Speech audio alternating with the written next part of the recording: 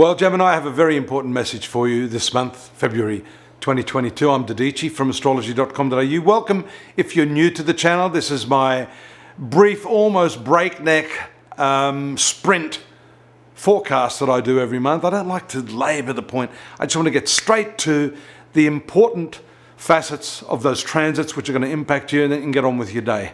So it's sort of a news flash, especially because on the 1st of February we have a new moon taking place right on the first day of the month, a new moon in your ninth house. Ninth house is Aquarius for you. Ninth house is an interesting house. Generally, they say this has to do with the spiritual component of your life. It has to do with values, but it also has to do with how you expand your mind. So it's got to do with learning, in particular, specialized types of learning. And if you're in a course, you happen to be a student, you're getting online classes, something of that nature, the new moon is reflective of a new approach, a whole new perspective on learning, an insight into how you can better equip yourself with information, how you can upskill yourself to improve your chances in this ever-growing and competitive marketplace. Things are definitely changing, and you need to be a step ahead of your competitors. So this new moon is positive, number one, in that sense, being in the ninth house. It's a much more responsible transit, this one, given that it's very, very near the planet Saturn. Saturn at 15 degrees, with the new moon taking place around the 11th degree of Aquarius. So well within that orb, which shows us that you're not just dabbling with information, you're not just toying with the idea of learning new things. You are really serious about getting ahead now. But remember, I say, if you are going to develop some new skill, please make it something that you really have a heartfelt passion for. Otherwise, it's not really going to work.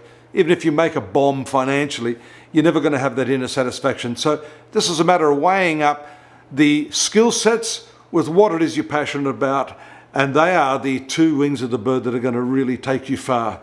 So that's number one. That's the new moon. We also see your ruler, Mercury, still retrograde there in the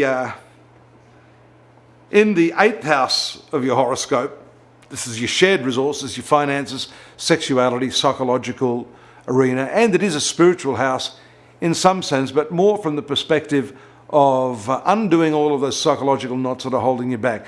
The self-sabotage mechanisms, as I call them, that are there underpinning your decisions. You know, often it's a fear of success that holds us back.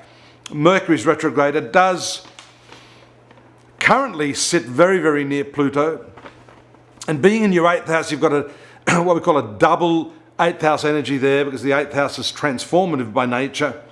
And you've also got Venus and Mars in this 8th house. So there are two areas, the 9th house, which we've talked about, which is your learning, the enhancement of your skills, your understanding of things, and also this 8th house, which is the deeper shared resources you have both financially and psychologically, intimately with your partner.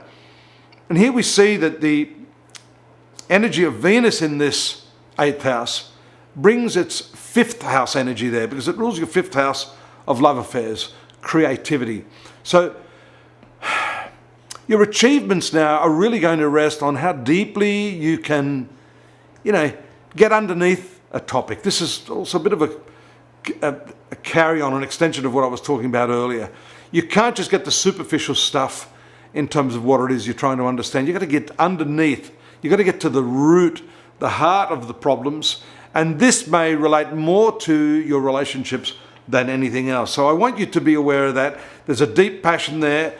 Your sexual life will be a lot stronger. There'll be an increase in your passion because Mars and Venus, of course, these two planets, the male and the female principles in that 8th house of intimacy, are very strong for that.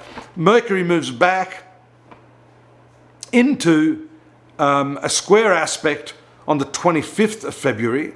So all through this period, it's going through this retrograde motion, then it's slowing down, it's stopping, and then it's going forward again into its direct motion.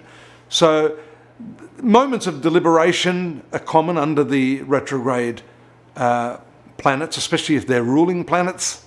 So you can expect this month to be one where after you've deliberated carefully, looked under all those rocks in the nooks and crannies, you're probably going to come to some decision which sits well with you and which gives you at least the kickstart and the momentum that you require for achieving those objectives in your life.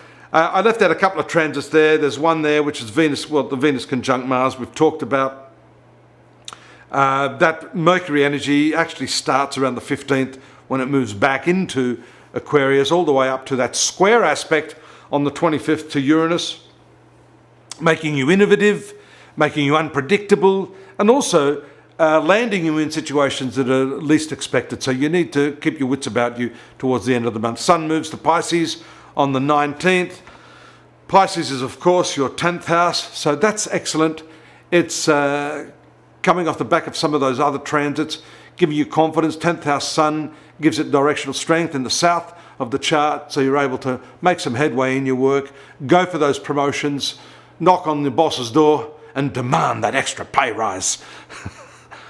Fingers crossed. I'll see you next month, but hopefully not before you travelling over there to astrology.com.au, taking a look at what I've got up there. Lots of free stuff, daily, monthly, yearly readings. I've talked about it before. I've told you you've got to drop me a line if you want a personal reading. I'm here for that. And I'll see you here next month. Stay safe. Bye-bye now.